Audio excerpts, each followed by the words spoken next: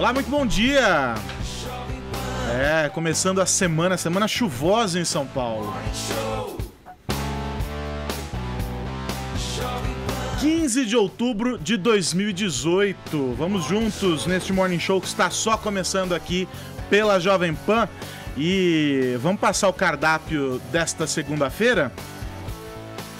Tensão política.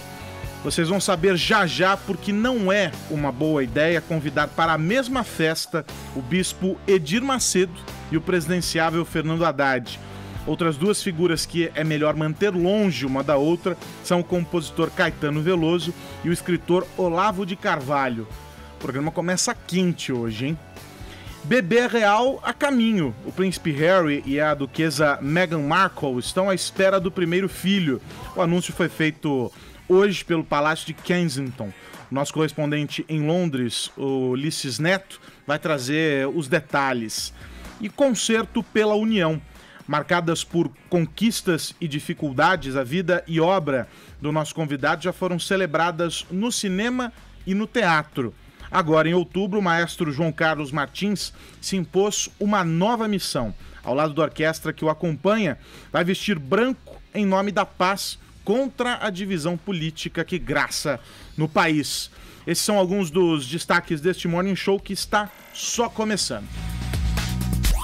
Bom dia, Paulinha, tudo bem? Oi, Aros, tudo bom? Nós temos uma hashtag para esta segunda-feira? Temos sim, a gente vai aproveitar a presença do maestro João Carlos Martins aqui no Morning para falar de superação no Twitter. A hashtag é superação no Morning. Você conta pra gente quando e como você se superou. Então, Pode brincar? Pode brincar, mas eu quero histórias incríveis aqui. Eu sei que no Twitter a gente tem muitas pessoas que passaram por coisas que a gente não imagina e eu tô esperando esses depoimentos usando aí os caracteres do Twitter, hashtag superação no Morning. E você pode interagir com a gente também pelo WhatsApp no 11 931 17 1009. E é o seguinte: quando você se superou? Essa é a resposta, essa é a mensagem que eu queria que vocês enviassem pra gente respondendo essa pergunta. Queria um relato. Manda pra gente a sua história. Quando é que você se superou? E eu tenho certeza que o maestro João Carlos Martins, que vai ouvir com a gente aqui no estúdio essas histórias que vocês vão mandar, vai também gostar muito desses depoimentos. Mandem vídeos pra cá pelo WhatsApp 11 931 17 1009. Ô Aros, eu tenho muita curiosidade em saber o que o maestro pensa a respeito do uso dessa palavra superação. Porque tem gente que passou por adversidades na vida, estaria nessa situação de que, olha, eu passei por superação e não gosta do emprego dessa palavra. Acha até que ela foi banalizada. Daí a minha curiosidade, meu caro diplomata Carlos. Vamos descobrir daqui a pouquinho o que João Carlos Martins pensa sobre o uso desta palavra. E você pode assistir ao Morning Show, você sabe, pelo jovempanfm.com.br ou, se você preferir, pelo youtube.com/morningshowjp. E aproveite para se inscrever lá no canal para receber as notificações toda vez que o programa começar. Já digo bom dia para o Joel e para o Vini e convido você para ficar com a gente por esta próxima meia hora. Fica coladinho aqui na Jovem Pan. Vamos abrir o noticiário com o icônico e fanfarrônico quadro Não Convide para a Mesma Festa. Já é conhecido de quem acompanha aqui o Morning Show, já é conhecido e reconhecido pela galera que acompanha o Morning Show. E aí, Vinícius Moura? Diga. Eu começo com você perguntando o seguinte: por que é uma má ideia chamar para o mesmo convescote, veja só, o escritor Olavo de Carvalho e o cantor Caetano Veloso? Já ajude os organizadores de eventos e tal, para não cometer esse tipo de imprudência na hora de montar a lista de convidados. Não é uma boa, viu, Carlos Aros? Até porque o Caetano tem achado aí que o Olavo de Carvalho está sugerindo que em uma eventual posse de Bolsonaro, no mesmo dia, imediatamente, todos aqueles que são contra Bolsonaro, que são opositores de Bolsonaro, serão destruídos.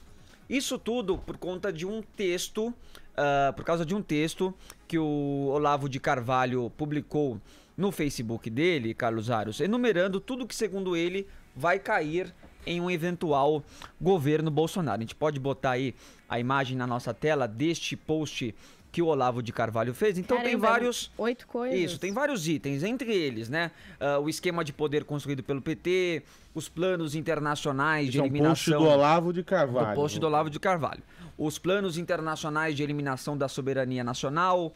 Aí ele coloca as carreiras e biografias de políticos, intelectuais e artistas de esquerda, entre outros pontos que, na visão do Olavo de Carvalho, irão cair imediatamente na posse de Bolsonaro, pois o povo brasileiro, segundo ele, acordou. E aí ele termina dizendo o seguinte, Carlos Aros, os atuais representantes desse esquema de poder não podem aceitar uma nova derrota, porque será a destruição deles, enquanto grupos, organizações e até indivíduos. E essa luta não é para vencer uma eleição, e sim por uma sobrevivência política, social, econômica e até física. E aí o Caetano Veloso, após ler este post aí do Olavo de Carvalho, entendeu que foi uma incitação à violência contra os opositores do Bolsonaro e fez também um artigo, publicou um artigo gigante também na Folha, com o seguinte título: Olavo faz incitação à violência e eu convoco os meus concidadãos a repudiá-lo, né? Então ele diz aí que esse texto do Olavo de Carvalho é um anúncio de um autoritarismo matador e de uma escalada de ações violentas. Então conclama aí os seus seguidores a perpetrá-las tão logo Bolsonaro chegue à presidência. Aí ele cita também algumas falas, alguns pontos do Bolsonaro, de que seriam ali incitações à violência, aquele episódio do tripé, de ele usar um tripé de câmera falando que vai metralhar petistas, um apoio à ditadura militar e a torturadores, o não reconhecimento pelos episódios de violência que estariam ali associados ao seu nome. E aí ele afirma que todo cidadão brasileiro que mereça esse termo, esse nome de cidadão, deve agir contra a possibilidade da eleição do Bolsonaro, a não ser que o próprio Bolsonaro desminta ou desautorize publicamente esse texto que foi publicado pelo Olavo de Carvalho. Ele até cita alguns nomes durante esse texto aí, para essa convocação, cita o nome do Fernando Henrique Cardoso, Roberto Carlos, Suzana Vieira, Chico Buarque, Letícia Sabatella, do Fernando Haddad, Zezé de Camargo, Miriam Leitão, ACM Neto. Quer dizer, um público bem diverso. Eclético aí, né? Uma festa bem eclético, por si só. E de alguns aqui que a gente sabe até que apoiam, né, a candidatura do Bolsonaro.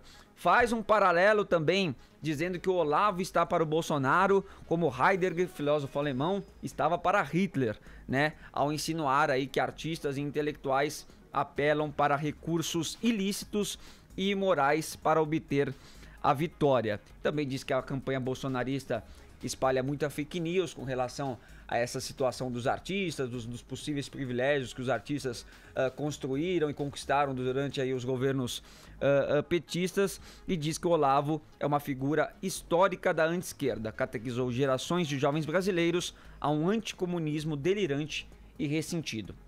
Essas foram aí as palavras, portanto, do Caetano Veloso nesse artigo da Folha de São Paulo. E agora a gente vai ver também a resposta, a réplica, né, do Olavo de Carvalho, gravado em vídeo no canal dele, porque ele disse que o canal dele tem muito mais audiência que o jornal, né? Então por isso que ele não vai pedir um direito de resposta no jornal. Ele já faz por lá mesmo. Faz por lá mesmo. Entendi. E entre algumas ofensas e xingamentos, que não vale nem a pena a gente colocar no ar aqui, que ele faz ao Caetano Veloso, vamos ver a parte que ele se defende dessas acusações, dizendo que ele não tá dizendo que é pra matar, que é pra aniquilar ninguém que é contra o Bolsonaro, não. Tá apenas dizendo que aqueles que são contra vão perder privilégios que sempre tiveram nos governos anteriores. Constrangedor ele responder a uma coisa escrita pelo Caetano Veloso, que é um cadáver intelectual que ainda fala. Mas de qualquer modo, talvez eu deva algumas explicações aos leitores que podem ter sido confundidos. Os caras que não me conhecem podem ter sido confundidos um pouco pelo besterol que ele diz na Folha. Então eu tenho que afirmar de cara o seguinte: Caetano Veloso, você não sabe ler, você simplesmente não sabe ler. Está aqui o meu texto a que você se refere, Qualquer leitor atento pode perceber que o texto se divide em duas partes. A primeira parte são as consequências que devem se seguir à eleição do Bolsonaro. Eu disse consequências e não ações que o Bolsonaro vai empreender. E a segunda parte explica a reação subjetiva. Como que o pessoal que está no poder, o grupo dominante, recebe isso e o que ele prevê e por que prevendo essas coisas ele está agindo do jeito que está agindo. Isto é a reação deles. Eles que estão entendendo assim. Não podemos acertar porque seremos destruídos. Todos vocês serão destruídos. Inclusive você, Caetano Veloso. O seu prestígio vai cair. Talvez as suas rendas caem também. A boquinha, os patrocínios, etc. Tudo isso vai cair. E vocês têm medo, morrem de medo disso. O seu artigo, em vez de provar que eu estou propondo alguma matança, prova que eu tenho 100% de razão no que eu estou falando. Vocês estão aterrorizados com a perda da boquinha e de outras vantagens ilícitas que têm levado e têm medo de ser punidos por todos os crimes que cometeram ao longo de todos esses anos. Ô Joel, Vini, obrigado pelo resumo desse embate. Muito obrigado. A única coisa que fica pra mim disso tudo é um resumo mesmo, porque onde é que tá também, no meio desse defende um, ataca o outro, defende o... Enfim, onde é que está a discussão de propostas para o país e onde é que está a prática do que se discursou nos últimos dias sobre é preciso apaziguar os ânimos? Porque eu acho que falta uma discussão diferente para trazer clareza, trazer luz para o eleitor. Esse tipo de embate, de um lado e do outro, presta só de serviço, né, Joel? Eu acho que o Olavo de Carvalho, primeiro bom dia a todos, mas o Olavo de Carvalho não recebeu esse memorando aí sobre apaziguar os eleitores, sobre que é importante promover uma cultura de paz. Ele não estava em cópia no e-mail, é isso? Ele não estava em cópia e, pelo contrário, né, toda a atuação dele vai no sentido justamente contrário. Ele é a fonte de grande parte dessas visões ultrafanatizadas e conspiratórias que estão animando, por exemplo, a primeira propaganda do Bolsonaro na TV, né? Que fala o Fórum de São Paulo, essa força que vai dominar tudo, não sei. Grandes conspirações. Esse é o legado filosófico do Olavo de Carvalho. Passar para as pessoas a crença que estamos todos nas mãos de grandes conspirações comunistas, ou globalistas, ou chame do que quer que seja, e que a gente precisa de uma luta, e em geral subentende-se uma luta violenta para não permitir que as elites canalhas e pérfidas exerçam o poder e a destruição dos nossos valores. Esse é o tom geral de quase tudo que ele fala, e ele não vai mudar agora. A grande pergunta é qual a relação dele. Será que o apoio ao Bolsonaro se deve diretamente ao Olavo de Carvalho? Eu acho que não. Acho que o apoio ao Bolsonaro é muito mais amplo do que isso. Passa por muito mais gente que hoje em dia está disposta a votar nele do que quem realmente acredita nessa visão. Agora, o Olavo... Até porque tem, no apoio ao Bolsonaro, tem uma dose altíssima de antipetismo. E não necessariamente de apoio direto ao Bolsonaro. Muita gente desconhece, mas como há um embate direto entre o PT e Bolsonaro, se coloca favorável ao Bolsonaro porque é contra o PT. Tem esse detalhe. E vou além até. O próprio Bolsonaro, eu teria que pesquisar mais a fundo aí as declarações do Bolsonaro, mas eu não tenho certeza se ele já pessoalmente aderiu a nenhuma das teses do Olavo, assim, nessa coisa de conspiração, Fórum de São Paulo, tudo. Eu não teria que ver até que ponto o Bolsonaro pessoalmente está investido nesse tipo de afirmação ou não. Só tá querendo botar ordem, tirar essa petralhada daí, digamos assim, e não vai muito além disso. Agora, eu lembro que ainda no fim do primeiro turno, o Olavo botou um vídeo lá, que era um dos vídeos mais importantes que você precisa ver, não sei o quê, em que ele dizia que todo mundo que não tava com Bolsonaro, e isso incluía PSDB e Partido Novo, eram cúmplices de tráfico de drogas e genocídio. Esse é o nível da retórica, sabe? É uma retórica que produz violência enquanto tal. Porque se a pessoa realmente acredita nisso, se a pessoa leva isso a sério, ou mesmo se ela não acredita intelectualmente, mas se ela é imbuída desse tipo de sentimento, a única reação possível dela é querer destruir o adversário, porque não é um adversário, porque não é alguém que quer alguma coisa boa para a sociedade, mas discorda de você em alguns pontos, não é alguém que tem os seus pecados também, assim como você, não.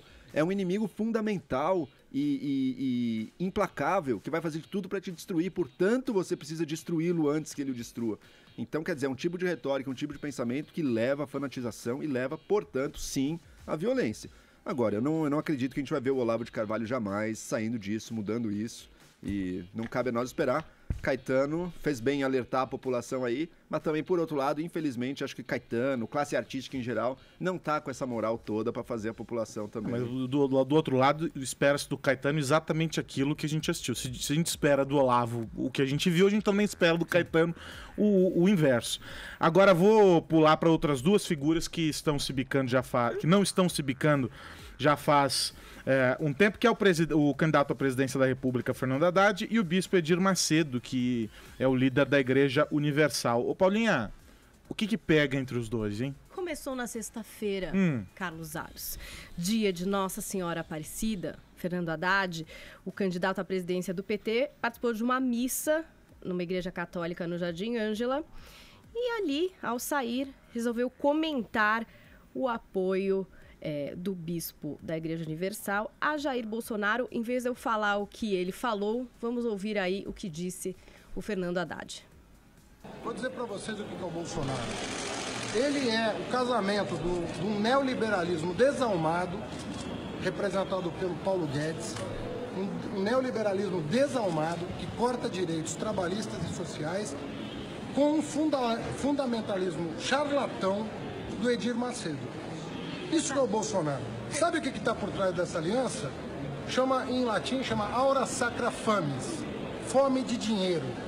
Só pensam em dinheiro. Tá aí, Aros. Foi isso que disse o Fernando Haddad. E a Igreja Universal do Reino de Deus fez uma nota de repúdio contra o que disse o Fernando Haddad. Então, diz aqui na nota: a Igreja Universal do Reino de Deus repudia as declarações caluniosas e preconceituosas do candidato Fernando Haddad. Aí, vai um texto longo, mas eles citam aqui: quando o bispo Edir Macedo apoiou o Partido dos Trabalhadores e o ex-presidente Lula, o apoio era muito bem-vindo. Agora, quando o líder espiritual da Universal declara que o seu candidato é Jair Bolsonaro, o bispo Macedo deve ser ofendido. Aí diz aqui também que o Haddad está tentando incitar uma guerra religiosa ao dar essa declaração em um local sagrado aos católicos, em pleno feriado católico. E diz: charlatão é o candidato que mente para o povo para ser eleito. Fome de dinheiro tem o partido político que assalta estatais e os cofres públicos para sustentar uma estrutura que a justiça definiu como organização criminosa. E fecha com: o candidato responderá na justiça pelo ódio religioso que tenta espalhar e por suas calúnias. Calúnias. Exatamente. E aí, Joel, mais um embate. Não, Edir Macedo pegou o Haddad ali numa coisa difícil de responder, né? Até anteontem o PT e o Edir Macedo eram melhores amigos, ele apoiou Dilma e tudo, então fica difícil para ele realmente acusar agora: nossa, você tem aliança com o Edir Macedo, como você é pérfido, como você é criminoso. O Edir Macedo estava do lado deles ali até as eleições passadas. Agora, o Edir Macedo também não tem como acusar o PT, então, dessa forma, que é uma organização criminosa e não sei o que. Bom, você era aliado dessa organização, você estava lutando para o sucesso dessa organização até não muito tempo atrás. E outra coisa interessante, está se criando uma divisão religiosa, assim, na campanha, porque o Bolsonaro ele tem uma rejeição maior entre os católicos, né? E um voto maior entre os evangélicos, e vice-versa. Óbvio que o Haddad perde do Bolsonaro, inclusive entre os católicos, claro. Mas a rejeição do Bolsonaro dos católicos é mais alta do que entre os evangélicos. Então, digamos, o Haddad está tentando ir para o lado mais católico, foi no Nossa Senhora Aparecida, assistiu à missa, comungou, deu declarações aí. Manu foi à missa também. Imagino que ela seja uma frequentadora assídua. Tá todo mundo bem religioso, né? Deus apareceu pra todos. Nessas horas, viu? Haddad teve até uma discussão religiosa com uma fiel ali do lado. Exatamente. A defesa dele do aborto, não sei o que, teve até uma discussão ali. E o Bolsonaro, por outro lado, embora formalmente eu acredito que ainda seja católico, e até se diga católico, mas ele claramente vai pro lado evangélico, né? Lembrando que em 2016 ele foi para Israel com uma pequena comitiva, na qual estava o pastor Everaldo, né, que foi candidato lá em 2014, e o pastor Everaldo batizou o Jair Bolsonaro no Rio Jordão, lá em Israel. Então, quer dizer, teve um momento ali até de uma coisa, tá há algum tempo já jogando muito pro lado evangélico da força, e os filhos dele são evangélicos. Então tá se criando essa divisão também religiosa aí na política. Católicos um pouco mais para a esquerda, evangélicos um pouco mais para a direita. Agora, tá muito claro aí que é uma divergência, antes de tudo, política, né? Quem alimenta esse tipo de conflito religioso são os políticos, né? A religião muitas vezes acaba levando a culpa, mas... Alimentam e usam a religião como muleta, né? Porque é muito fácil você ter, por exemplo, uma bancada como é a bancada religiosa, e você ter o apoio deles, ou você ter os pastores fazendo campanha em nome de candidato A ou candidato B para os seus fiéis nas igrejas.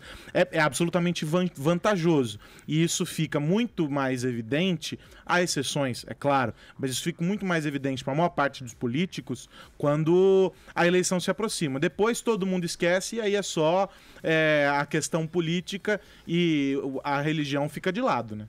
E como as lideranças religiosas são lideranças locais de várias comunidades, isso é política, sabe? Então, ter o apoio deles, tá do lado deles, é claramente um ganho político também, que as próprias igrejas, tanto evangélica quanto, de alguma maneira, a Igreja Católica, enquanto instituição, tenta se manter um pouquinho mais distante.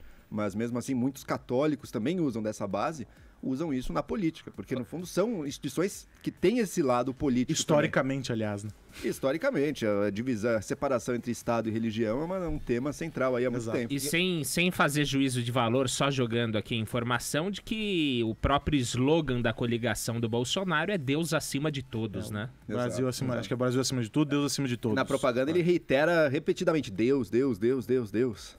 Tá ali tentando realmente captar o eleitorado pela convicção religiosa. Agora o PT falar também em sede pelo dinheiro não soa muito legítimo, né? Depois de tudo que o partido se enrolou nesses últimos anos, né? Enfim, vamos fazer a primeira parada do Morning Show. São 10 horas mais 22 minutos pelo horário de Brasília. Jovem Pan Morning Show. Jovem Pan Morning Show. Jovem Pan Morning Show. Jovem Pan Morning Show. De volta com o Morning Show e ainda falando sobre política nacional, saiu do forno mais uma pesquisa BTG-FSB sobre a corrida presidencial. O candidato do PSL, Jair Bolsonaro, aparece com 59% das intenções de voto contra 41% do adversário, o petista Fernando Haddad. Os percentuais referem-se a votos válidos, conta que exclui os brancos, nulos e os votos aqueles que estão indecisos.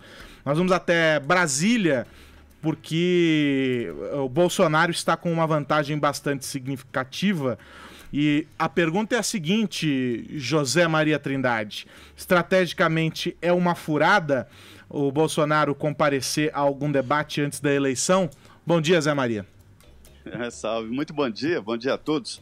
Olha, a situação é a seguinte: Jair Bolsonaro está sendo orientado a não entrar muito em embates polêmicos e fazer o que se chama de jogar parado.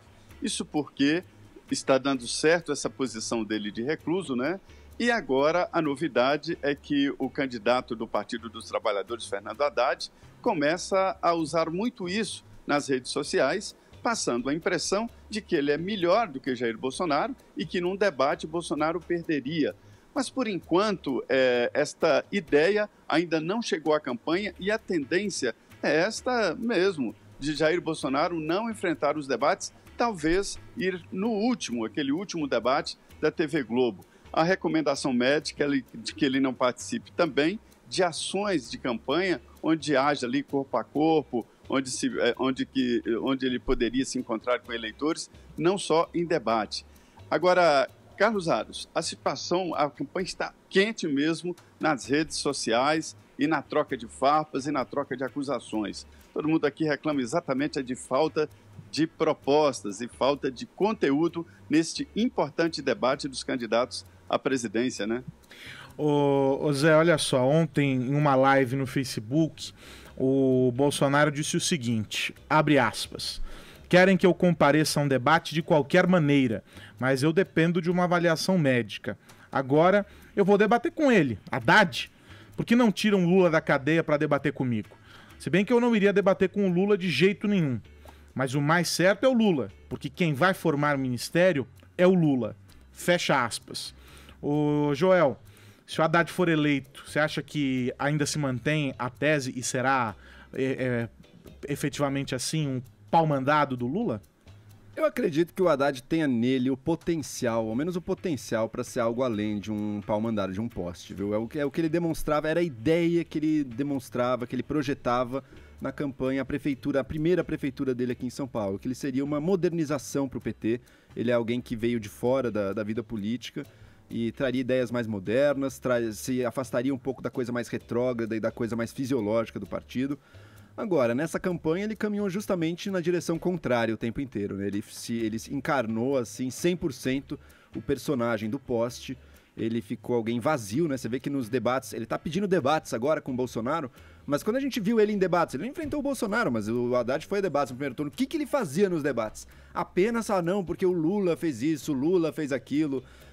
Aquele ritual, né, desmoralizante, o ritual abjeto mesmo, de ficar aí fazendo visitas ao Lula na penitenciária. Tudo bem que isso era parte de uma estratégia de campanha até, para transferência dos votos do Lula para ele, que ocorreu. De fato, a subida dele foi muito mais rápida, eu acho, do que muita gente esperava. Assim que o Lula colou ele, assim que começou a campanha, ele realmente conseguiu muitos dos votos que eram originalmente do Lula. Mas cadê o que não é isso, sabe? Ele precisaria dar alguma amostra. Hoje em dia eu diria que sim. Hoje em dia, o que a gente tem pra dizer do Haddad nessa campanha? Ele é um pau mandado do Lula, ele tem feito apenas isso.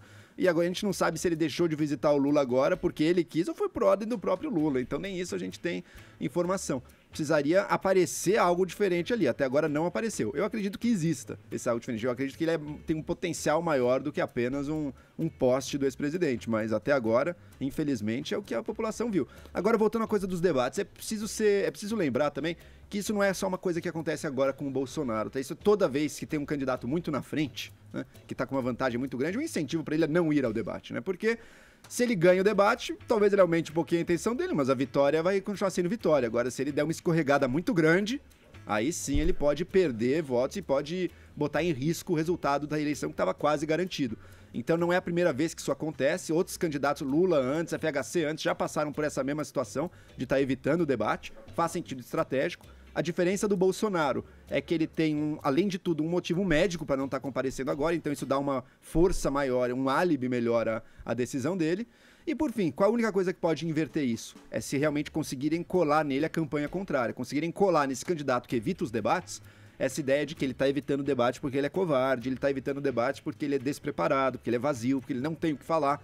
E daí, se a população começa a acreditar nisso, ele fala, opa, peraí, então agora continuar evitando os debates pode ser um tiro no pé maior do que correr o risco de participar de um debate. Esse é o caminho. Tá acontecendo agora, mas não é a primeira vez também. Isso não é algo só do Bolsonaro, não. Agora, Zé, sobre os números da pesquisa em si, 59% pro Bolsonaro, 41% pro Haddad, é uma margem considerável e que a briga do Bolsonaro, sobretudo, é para se blindar e buscar a manutenção dessa margem. Mas há ainda que se levar em conta que os dois não tiveram, como o Joel está dizendo, esse embate. Como é que isso tem sido observado por aí?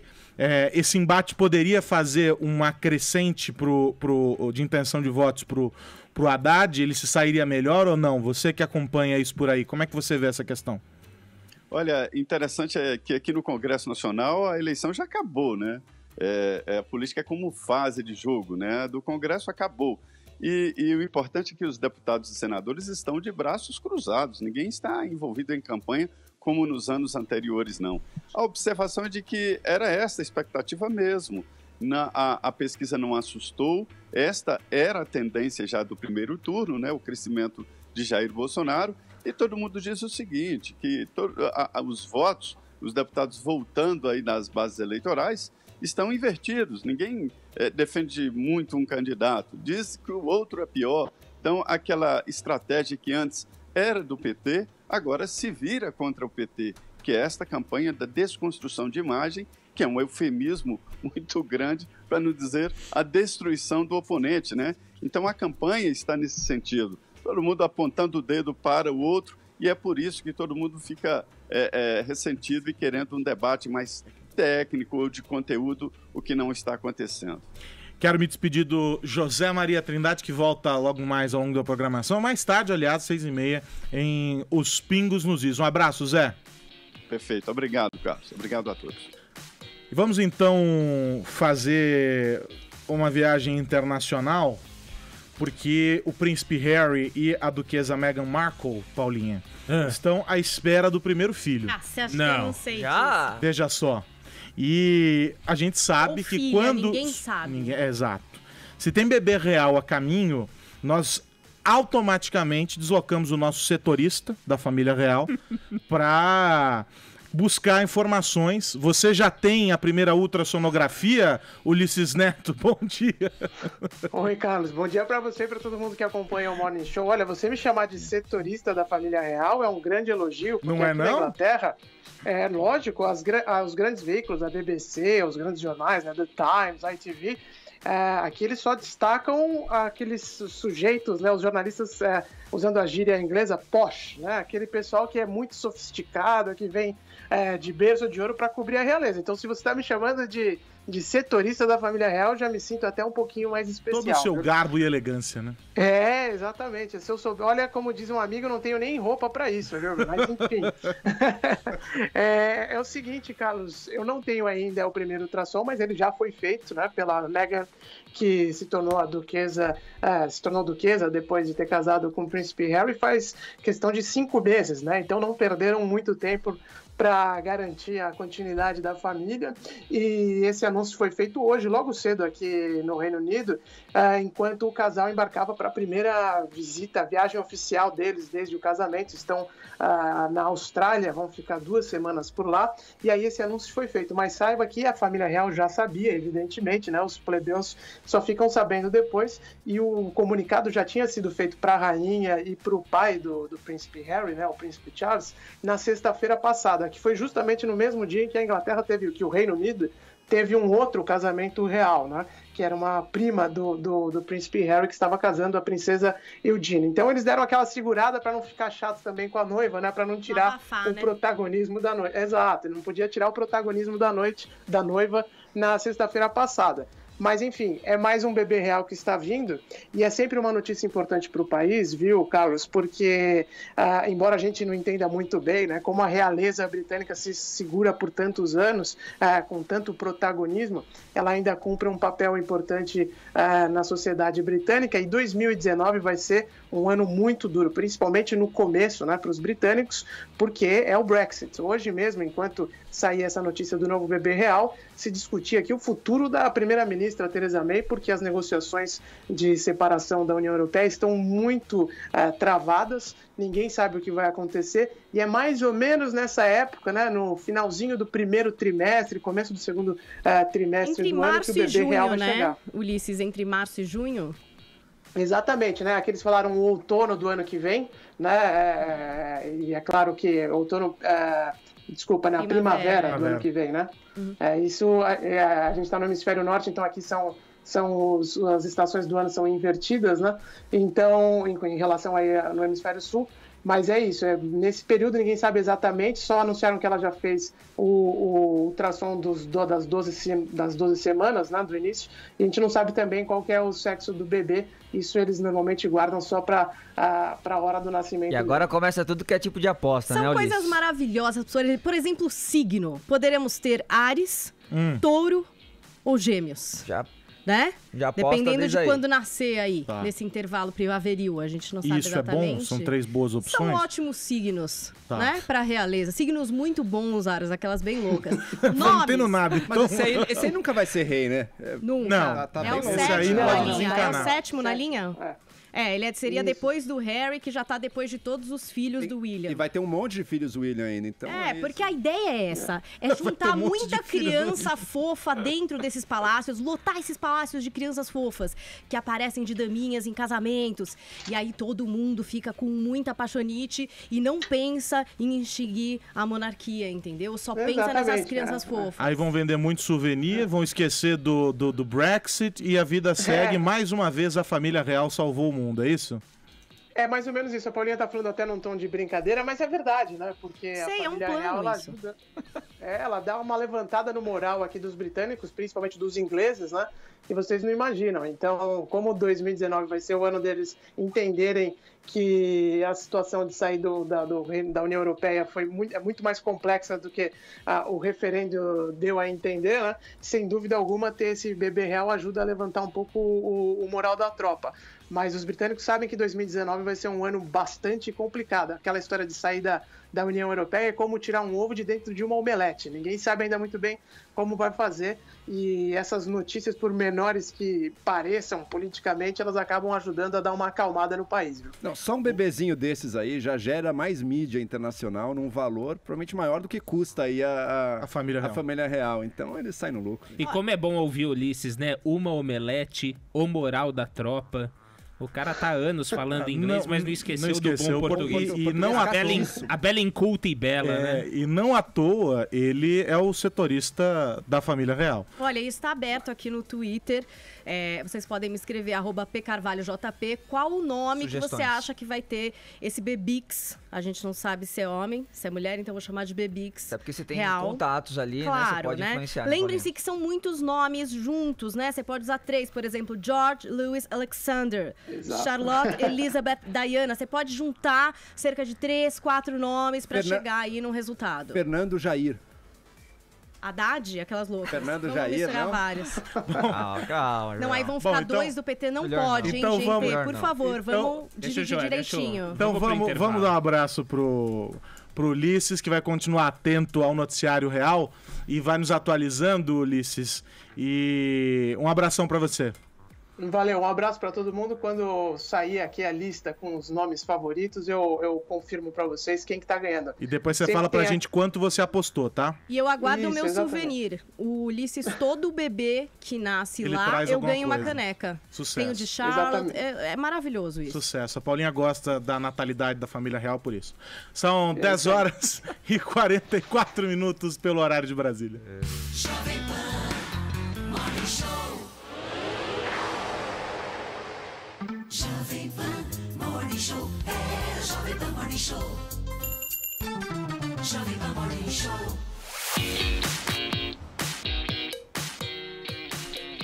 De volta com o Morning Show. Ô Vini, o ex-presidente Fernando Henrique Cardoso deu uma entrevista ao Estadão neste domingo e o papo rendeu, né? Conta pra gente. Bastante, Carlos Aros. Tudo pra saber aí quem que o Fernando Henrique vai apoiar ou não nessa eleição, né? No primeiro momento ali, até por tweets que ele divulgou na sua rede social, ele dizia que nenhum dos dois projetos o representava, né? Que ele não se sentia aí confortável em apoiar ninguém, dizendo que continuava ali a tal da marcha da insensatez, que foi um termo que ele criou aí durante o primeiro turno, né? Mas aí ele acabou se distanciando nessa entrevista que ele deu para o Estadão, Carlos Aros, mais do Bolsonaro do que do Haddad. Então o que ele diz do Bolsonaro? Do meu ponto de vista pessoal, o Bolsonaro representa tudo que eu não gosto.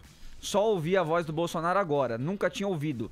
É possível que a maioria dos líderes do PSDB seja pró-Bolsonaro, mas não é o meu caso. E aí também ele falando um pouco em torno da situação do partido, que acabou saindo bem derrotado aí dessas eleições, ele disse que é preciso repensar um pouco ali as ideias do partido, né? Depois desse terremoto é preciso reconstruir a casa e que nós estamos vivendo aí uma grande onda conservadora, né? Que essa onda conservadora é até mundial.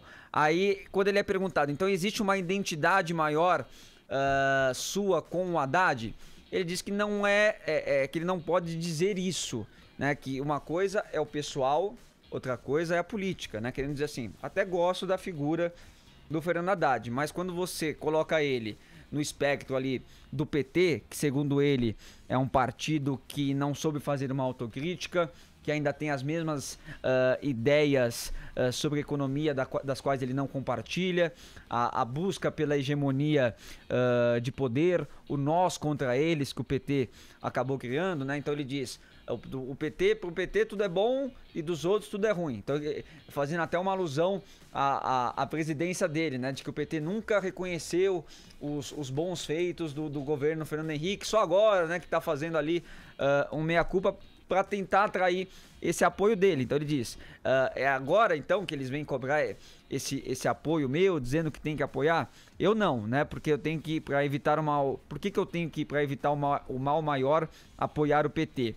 Acho que temos de evitar o mal maior defendendo a democracia, direitos humanos, liberdade, contra o racismo o tempo todo.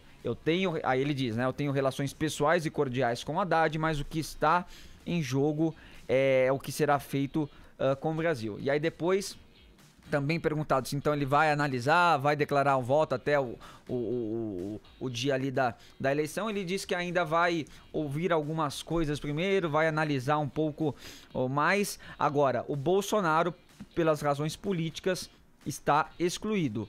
O outro, que no caso é o Haddad, eu quero ver o que vai dizer. Então ele diz que não há ali uma porta aberta para o Haddad, mas há uma porta, há um diálogo, e com o Bolsonaro existe um muro.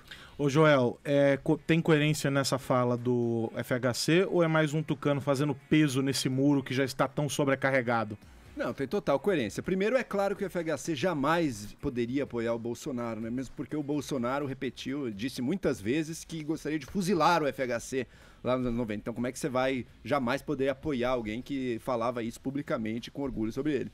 Agora, é engraçado, né? O PT não fez meia-culpa nenhuma, né? Pelo contrário, o PT, que sempre atacou da forma mais baixa, mais sólida, não é que agora reconhece alguns erros e pede, por favor, vamos nos unir. Não, ele exige com áreas de superioridade moral que todo mundo que não era petista até agora, que apoie o projeto do PT para se contrapor ao Bolsonaro. E mesmo alguém como o Fernando Henrique, eu tenho certeza que acho o Bolsonaro a opção mais deplorável de todas, mas se vê numa situação para preservar a própria dignidade, ele não pode fazer isso. Porque quando é que a gente já viu o PT fazer o mesmo? Quando é que a gente já viu o PT aderir a um projeto que não o dele para combater uma maior? Eu aposto que se fosse Ciro, não tem como nunca comprovar, mas se fosse Ciro Gomes ou Marina contra Bolsonaro, o PT não ia entrar no barco da esquerda, não. Mas ele exige isso dos outros, é complicado. Vamos então fazer mais uma parada neste Morning Show, às 10h54, horário de Brasília. Jovem Pan Morning Show. Jovem Pan Morning Show. Jovem Pan Morning Show. Jovem Pan Morning Show. De volta aqui com o Morning Show, e de tão extraordinárias a vida e a obra do nosso convidado de hoje foi parar no cinema e no teatro. No cinema, pelas mãos de Mauro Lima, diretor do filme João, o Maestro, lançado no ano passado. A gente tem aqui um trechinho do trailer.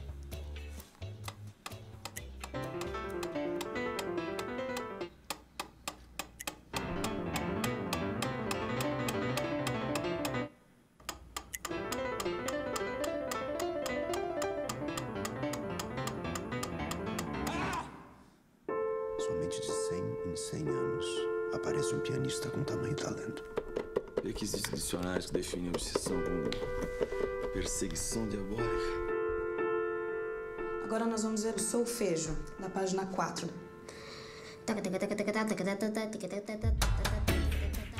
E no teatro, pelas mãos de Cássio Escapim, diretor do espetáculo Concerto para João, em cartaz no Teatro FAAP, aqui em São Paulo. Maestro João Carlos Martins, muito obrigado pela visita, é um prazer recebê-lo aqui no Morning Show. O prazer é meu, principalmente por estar no Morning Show, que representa tanto para São Paulo e para o Brasil. A gente ouve as entrevistas, assiste as entrevistas, lê entrevistas que o senhor dá, a gente vê o filme, aí tem o espetáculo e etc. E a gente fica imaginando, né? O senhor vai dormir e aí começa a passar um filme assim da vida na cabeça, e aí que o senhor tem aquela sensação de que de fato sua vida é extraordinária, ou essa impressão ela fica para nós que assistimos e o nosso olho brilha? Não, o que acontece é o seguinte: a peça Concerto para João é totalmente diferente do filme João o Maestro. Eu nunca conheci o roteirista, só vi a peça depois de pronta. E realmente a peça me emocionou profundamente. E quando eu estou em São Paulo, numa sexta, sábado ou domingo, eu faço questão de ir lá e, com as minhas limitações todas, com 2 dedos, dar uma palhinha e tocar um pouco de piano no final da peça. Agora, é uma peça extraordinária, onde o Rodrigo Pandolfo, que fez o papel no filme também, antes do Alexandre Nero, faz um trabalho maravilhoso. Eu queria, Vini, antes de você fazer a pergunta, só porque os nossos ouvintes, enfim, quem nos acompanha também pela internet, Queria pedir para o maestro fazer uma síntese do que a gente está falando aqui quando ele diz a limitação e etc. Porque eventualmente pode ter alguém que desconheça essa história, que já rodou o Brasil e o mundo. Mas queria que o senhor, por favor, fizesse uma síntese, explicasse do que a gente está falando quando a gente fala sobre essa limitação.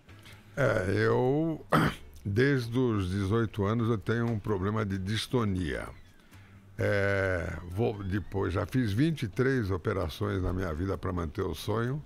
Mas fora isso, tive 2 acidentes periféricos, que foi a ruptura do nervo ulnar, e também tive uma lesão cerebral num assalto na Bulgária. Com tudo isso, eu consegui realizar na minha vida, como pianista, mais de 2.000 concertos, principalmente no exterior, gravar a obra completa de Bach, e sempre uma luta. Cada vez que eu parava, quando eu voltava com operações e fisioterapia, eu sempre conseguia voltar em melhor forma ainda. E todas as minhas voltas foram no Carnegie Hall. Eu arriscava tudo. E a minha estreia, em 2004, os médicos me falaram que nunca mais eu podia tocar piano profissionalmente. Naquele dia, 5 dias depois, eu tenho um sonho com Eleazar de Carvalho, que falou: João, ele me chamava de João, vai estudar regência, ele já tinha morrido. No dia seguinte, às 7 horas da manhã, eu tomei a primeira aula. Já foram 1.600 concertos para 16 milhões de pessoas ao vivo e um trabalho social com milhares de crianças que já trouxemos para esse universo fantástico da música clássica. Que incrível, Vini. Eu tive a honra até de receber esses dias aqui na Jovem Pan, também para nossa programação, o Cássio Scapin e o Rodrigo Pandolfo, para falar sobre o musical, né, o Concerto para João. E aí o Rodrigo falando, né, das nuances de cada personagem, que até você falou agora que são bem diferentes, né, o do cinema e do teatro, que ele conseguiu explorar, né, essas duas passagens. E ele contou também sobre a aproximação que ele teve com você, né, na vida pessoal mesmo, de frequentar a casa. E até uma passagem curiosa que você ajudou ele até a ser fiador, né, para entrar num apartamento, não foi isso? Isso. E o Rodrigo é um ator extraordinário. E eu ontem, quando eu cheguei de viagem, ontem na peça, eu contei que o Rodrigo, outro dia, falou para mim: João, como você... Porque nós estamos falando de internet. Ele falou: João, como você é brega. Eu falei: Rodrigo, assim? Você está me ofendendo. Ele falou: tenho visto as suas mensagens no Facebook, no Instagram. Eu falei: Rodrigo, olha o meu celular, veja o que eu entendo de tecnologia, meu Deus do céu. Nunca mexi em Instagram e Facebook na minha vida, é fake. Aí ele falou com o Nero: faça o seu Instagram. Inclusive existe um que dizem que é oficial e que não é meu. E finalmente eu entrei há cerca de 20 dias no mundo do Instagram para contar o meu passado, como que é Maestro João Carlos Martins. Esse é o verdadeiro, Maestro João Carlos Martins. E cada dia eu estou colocando alguma coisa da minha vida no passado e no presente. Porque muitas pessoas nem sabem, nem tinham nascido quando eu fazia carreira nos Estados Unidos. A minha estreia foi quando eu tinha, em 1960, que a Eleanor Roosevelt fez a minha estreia no Carnegie Hall. E muita gente nem tinha nascido. Então, através desse Instagram, eu estou começando a mostrar coisas minhas, porque é só um minuto, no passado. Tocando em Cuba, tocando em Londres, tocando em Nova York. E eu estou tendo muito prazer pela primeira vez em entrar no mundo da tecnologia. Bacana. Maestro, você, claro que a gente sabe o poder que a música teve de transformar a sua vida. E com esses trabalhos que você fez, beneficente, pelo Brasil, qual o poder de transformação que você já pôde observar na vida daqueles que aparentemente não vislumbravam um futuro positivo, não se encontravam? Qual que é o poder transformador da música? Bem, eu resumo sempre num caso. Hoje já são milhares de crianças, mesmo nesta semana, eu estava visitando projetos sociais em Londrina, em Maringá, em Assis, e quando eu tenho intervalo de concertos, só para transformar essas minhas palavras num exemplo, numa das minhas visitas à Fundação Casa, Um pai com um filho, o pai chegou e falou, era quinta-feira, falou, meu filho teve a liberdade na segunda, pediu para ficar preso mais 3 dias para falar obrigado. E esses mesmos jovens, já com liberdade assistida, deixaram na portaria do meu prédio uma carta escrita: Tio Maestro, Feliz Natal, a música venceu o crime. Basta contar uma história como essas para você ver a importância da música na inclusão social de um jovem e o que a música pode fazer na vida de uma pessoa. Você sente que a música é ignorada? A gente está aí em campanha política bastante violenta, mais de troca de farpas do que de projetos. Não ouvimos falar de música. Não, inclusive a minha orquestra é a Baquiana Filarmônica SESI SP. Durante a campanha de um dos candidatos, que foi o SCAF, nós dois combinamos, a orquestra não faria nenhum concerto no interior para não misturar política com música. Não fiz nenhum concerto no interior durante a campanha.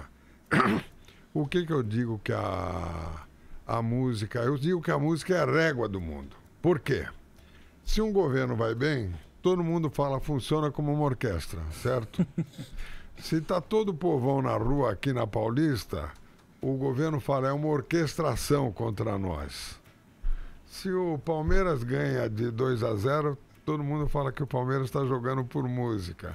Infelizmente, a minha portuguesa não joga por música há muitos e muitos anos, entende? Agora, maestro, quando a gente fala sobre as políticas que um país deve desenvolver, mirando a cultura, e o senhor sabe disso porque vive essa realidade passando pelo país e acompanhando esses projetos, falta ainda avançar muito.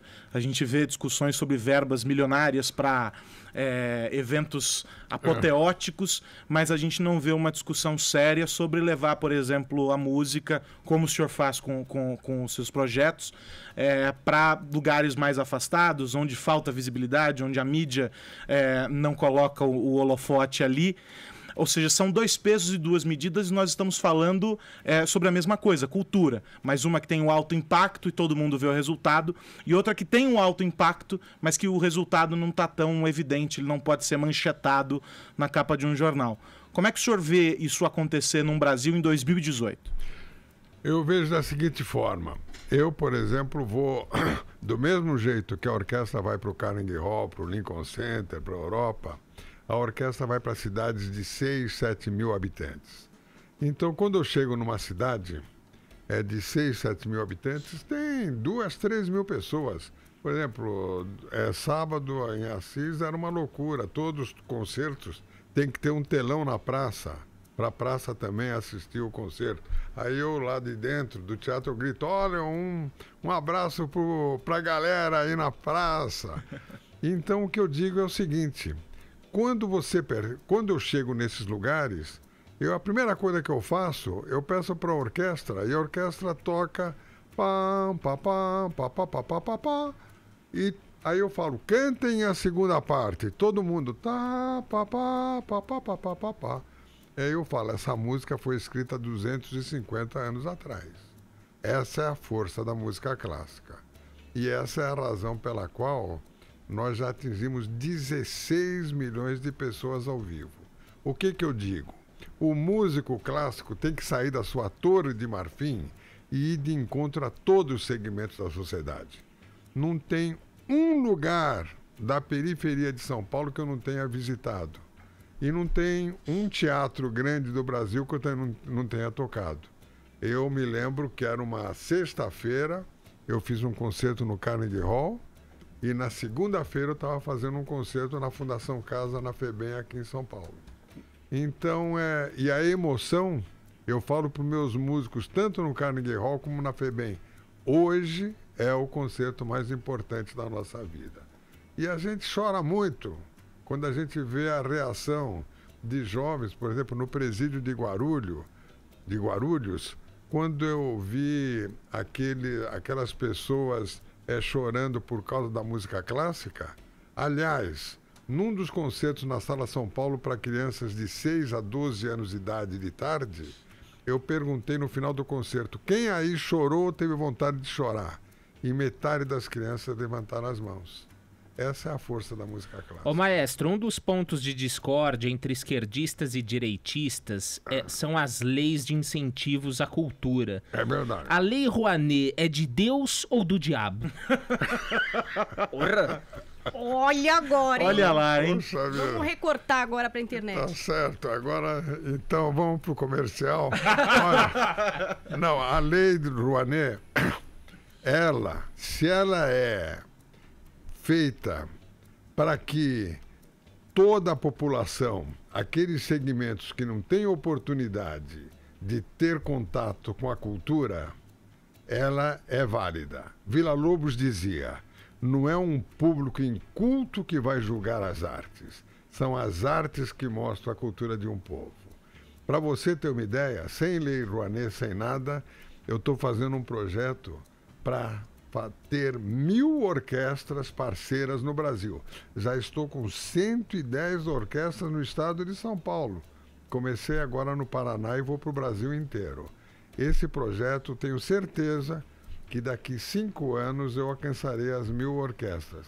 Daqui 5 anos eu peço para que vocês me convidem novamente para a gente comemorar 1000 orquestras no Brasil. Então, quando a lei é usada para o incentivo, é válida. Agora, quando a lei é usada para trazer espetáculos bilionários, eu digo que você está certo. Ou é de Deus ou é do diabo. Maestro, eu tenho amigos, eu aqui, ó. Joel ali, maestro. Tudo bem? Eu tenho amigos que trabalham também no meio da música erudita, música de orquestra, e eu percebo um pouco essa sensação de que assim, o Brasil não é um meio muito favorável, que faltam investimentos e tudo. Você aparentemente talvez não concorde tanto assim com essa visão, ou será que os músicos estão reclamando demais, ou de fato a situação é muito precária? Eu acho que o mais importante é a determinação. A determinação. Um músico, o que acontece? É o resultado da disciplina de um atleta e da alma de um poeta. Quando o músico tem uma determinação e tem um objetivo, ele alcança o seu lugar. Para você ter uma ideia, nós temos lançado atualmente, ou na Sala São Paulo, ou no Teatro Municipal, crianças de 8 ou 10 anos de idade, como Eleazar de Carvalho fazia há 50 anos atrás. O Nelson Freire, o Arthur Moreira Lima, eu, fomos lançados em público com 8, 9 anos de idade. Depois disso, esse sistema parou.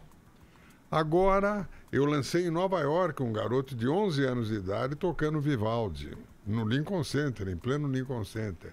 Um rapaz que eu encontrei na cidade de Barrinha, um cantor chamado Jean William, agora já cantou ópera em Milão, criado por uma avó, uma boia fria, e a avó uma faxineira e o avô um boia fria, Jean William. Um cantor extraordinário, já cantou 3 vezes comigo em Nova York, inclusive Bach em alemão. Então, o que falta são os artistas, no fundo, a determinação. Eu sempre digo para toda a minha orquestra, a gente corre atrás dos nossos sonhos. Quando a gente menos espera, os sonhos começam a correr atrás de nós. E como é que você compara o nível da música erudita de orquestra no Brasil e nos outros países? Assim, a gente tá bem nessa foto? O Brasil deixa a desejar nesse... Não, eu acho que o Brasil tem músicos extraordinários, tem orquestras extraordinárias, como a OSESP, a de Minas Gerais, a própria Baquiana, a Sinfônica Municipal. Hoje, talvez, na minha opinião, está com a melhor orquestra do Brasil, com o Roberto Minchuk.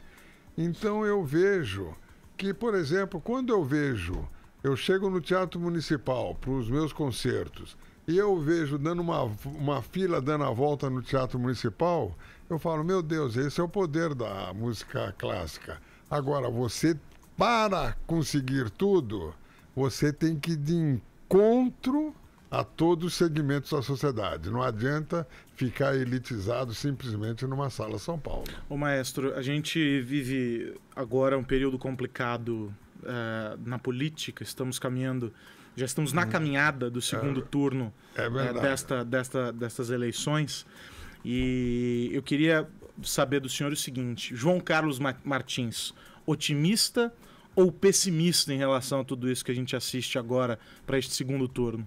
Eu vejo que é um país onde, de repente, é a vitória contra a rejeição. No fundo, chegamos a um segundo turno onde se compara até que ponto vai a rejeição de cada um dos candidatos.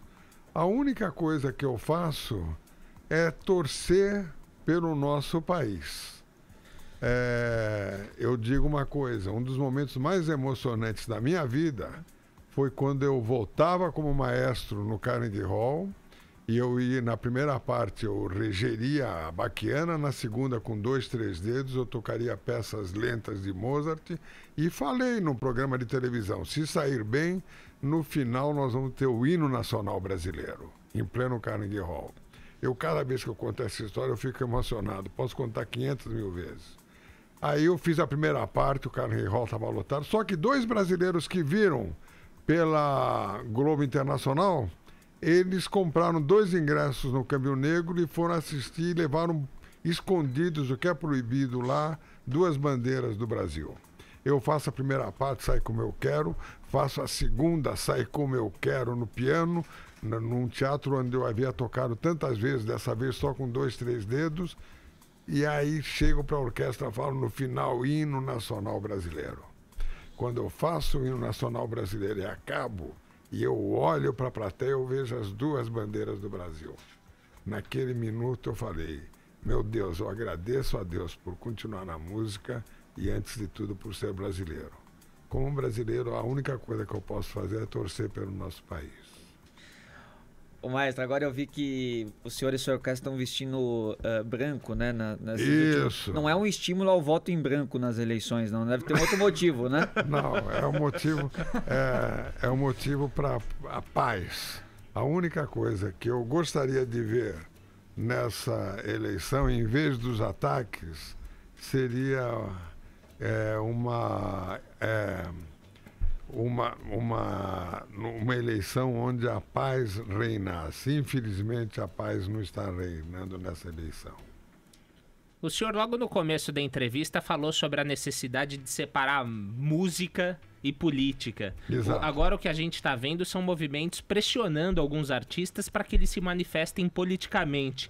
O senhor acha que é um dever de um músico, do artista que está em cima de palco, se manifestar politicamente ou não? Eu digo para você, há 25 anos atrás, eu prometi para o meu pai que há quase 30 anos atrás, que nunca mais eu iria falar da palavra política. E realmente o que eu acho é o seguinte, o artista tem que ter a sua função em relação à sua contribuição social com o seu país. Eu acho que eu estou fazendo a minha parte da contribuição social. Hoje, quando eu percebo que eu tenho cerca de 10 mil crianças, que eu vou e eu vejo que essas crianças estão tendo um efeito multiplicador, eu falo, estou cumprindo a minha missão. Eu acho que a função do artista é cumprir a sua missão. E a minha missão eu estou cumprindo. Hoje eu estou com 78 anos, graças a Deus eu nem sou obrigado mais a votar. E eu estou tão triste, decepcionado com o que tem acontecido em nosso país. A única coisa que eu acho, a melhor frase que eu conheço na vida é do John Kennedy, que dizia, não é o que o país pode fazer por você, é o que você pode fazer pelo seu país. Estamos recebendo aqui no Morning Show maestro João Carlos Martins para essa conversa que está muito, muito, muito boa.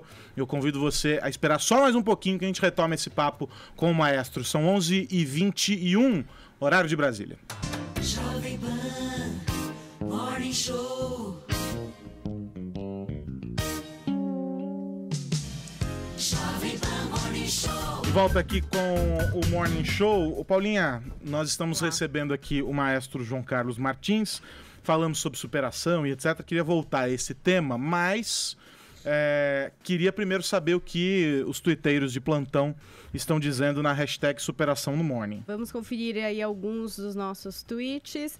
O primeiro é do Ed Schuker, cada nome, hein? Hashtag Superação no Morning é que consegue ter aquela coisa lá que faz bem para a saúde. Dormir 8 horas por dia, ou seja, ele não dorme 8 horas por dia. Mas tem que É a aproveitar. tradução Mas desse- 8 horas direto ou dividido? Você pode dormir no metrô, tem que fracionar, você soma tudo, dá 8 horas. No expediente. É lógico, tem que usar toda a tática Não é possível. fácil, não é fácil atingir, Ed. Estamos com você, querido. Força. Vamos ver o próximo.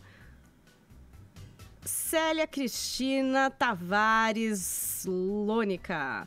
Hashtag superação no morning, venci 3 cânceres. Estou aqui vivendo feliz da vida. Ah, que demais. Isso é superação. Tem várias mensagens de Muito pessoas legal, que venceram muito legal. doenças, que estão super bem tweetando aqui com o squad do Morning Show. E Carlinhos, hashtag superação no morning. Eu já superei o término do último relacionamento. E aí, ele fez um print daquele bilhete, né? Na verdade, daquele bilhete. Bilhete, é é verdade verdade esse esse bilhete. Quer dizer que ainda tá sofrendo. Carlinhos, calma, vai dar tudo certo, querido. É só arranjar um novo amor. Aí, dicas de relacionamento com Paula Carvalho. Vou fazer uma pergunta aqui pro maestro. Maestro, nessa sua longa carreira aí de muitos sucessos, mas também momentos de grande dúvida, né? E que o senhor deve ter tido momentos aí que você se perguntou se ia ser possível voltar ou não. Teve algum momento em que você acreditou que era o fim? E que você realmente talvez tenha se entregue à depressão, algum momento mais de baixa, assim? Quando eu tinha 28 anos, depois do primeiro acidente, que parecia que nunca mais eu poderia voltar, eu escrevi isso, inclusive, no meu livro. Eu pensei em me matar.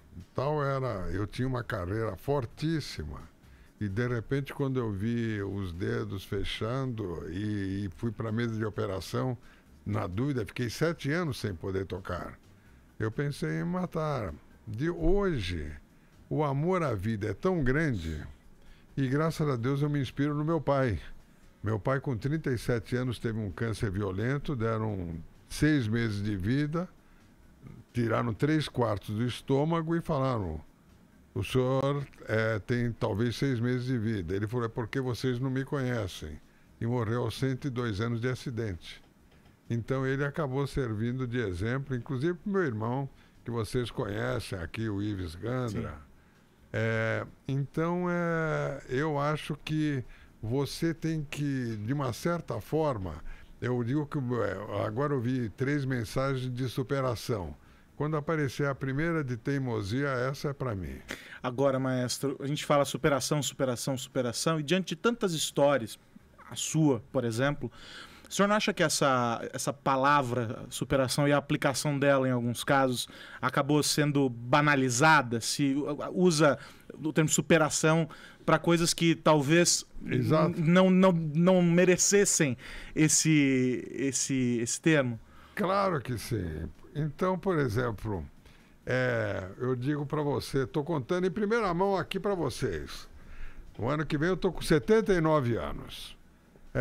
Em Londrina, ele é professor na universidade em Hamburgo, mas ele passa 3 meses, um grande pianista e um grande médico.